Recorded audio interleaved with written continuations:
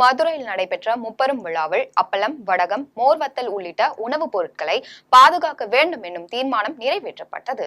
மதுரை மாவட்டத்தில் உள்ள தனியார் மஹாலில் தமிழ்நாடு அப்பளம், வடகம், மோர்வத்தல் சங்கத்தின் 12வது ஆண்டு பொதுக்குழு கூட்டம், ஏற்றுமதியாளர்கள், விற்பனையாளர்கள் கூட்டம், தொழில்துறை சட்டங்கள் பற்றிய கலந்தாய்வு கூட்டம் என முப்பெரும் விழா நடைபெற்றது. மாநில தலைவர் திருமுருகன் தலைமையில் நடைபெற்ற இவ்விழாவில் தமிழ்நாடு உணவுப் பொருள் வியாபாரிகள் சங்கத்தின் கௌரவ ஆலோசகர் ஜெயபிரகாசம், தலைவர் வேல்சங்கர் உள்ளிட்டோர் சிறப்பு அழைப்பாளராக கலந்து கொண்டு சிறப்புரையாற்றினார். கூட்டத்தில் அப்பளம், வடகம், மோர்வத்தல் போன்ற பாரம்பரிய உணவுப் பொருட்களை பாதுகாக்க வேண்டும், இடைத்தரகர்களை தவிர்த்து உறுப்பினர்கள் நேரடியாக கம்பெனிகள், மால்கள் மற்றும் மொத்த விற்பனை நிலையங்களில் அவர்களது தயாரிப்புகளை விற்க வேண்டும் உள்ளிட்ட தீர்மானங்கள் நிறைவேற்றப்பட்டது.